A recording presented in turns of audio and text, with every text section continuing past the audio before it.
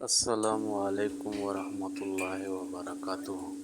Guys, आज हम बना रहे हैं देगी आलू गोश्त। बहुत ही ज़बरदस्त रेसिपी है। चलते हैं रेसिपी की जानिब। ये हमारे पास प्याज है, टमाटर है, हरी मिर्च है, ये नमक, मिर्च, हल्दी और सूखा धनिया। और ये हमारे पास आधा किलो मटन का गोश्त है। ये अदरक लहसुन का पेस्ट है।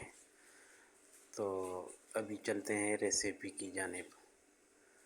ये एक देचकी में हमने तेल डाला है, तकरीबन 2 कप। इसमें हम प्याज शामिल करेंगे। प्याज को हल्का सा ब्राउन, ज़्यादा ब्राउन नहीं करना है, हल्का सा करना है। उसके बाद हमने ये मटन का गोश्त है, इसको शामिल किया है। उसके बाद इसको थोड़ा सा भुनेंगे इसके साथ, और फिर इसमें अदरक लहसुन का पेस्ट शामिल करेंगे।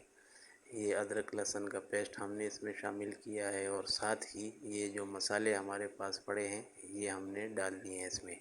नमक, मिर्च, हल्दी और सूखा धनिया।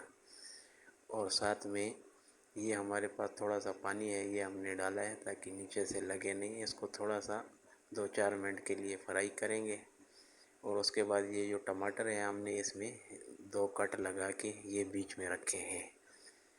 तो इस तरह से अब इस पे हम ढक्कन रखेंगे ताकि टमाटर थोड़े नरम हो। ये आलू है हमारे पास, ये भी बीच में शामिल करेंगे। अब टमाटर थोड़े नरम हो जाएं तो इसका छिलका हमने ऊपर से निकाल देना है ताकि ग्रेवी में छिलका नहीं आए। और उसके बाद इसको थोड़ा सा पानी डाल के तकरीबन 2-3 कप इसको गोश्त गलने तक पकाना है, ताकि गोश्त हमारा फुल नहीं गलाना है, आधा गल जाए तो बाकी फिर हम आलू के साथ गलाएंगे।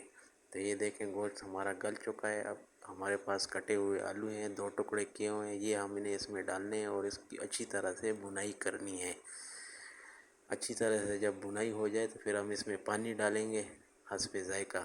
जितना आपको शोरवा चाहिए उस हिसाब से पानी डाल के इसको हमने दम पे लगाना है तकरीबन आधे घंटे के लिए, ताकि आलू भी गल जाए और गोश्त में जो कसर होगी वो भी गल जाए। ये इस तरह चेक कर सकते हैं। ये हमारा गोश्त जो है बिल्कुल तैयार हो चुका है। आलू गोश्त बहुत ही ज़बरदस्त है। ये हमने डिश आउट कर लिया है। चैनल को लाइक और सब्सक्राइब करें। बहुत शुक्रिया।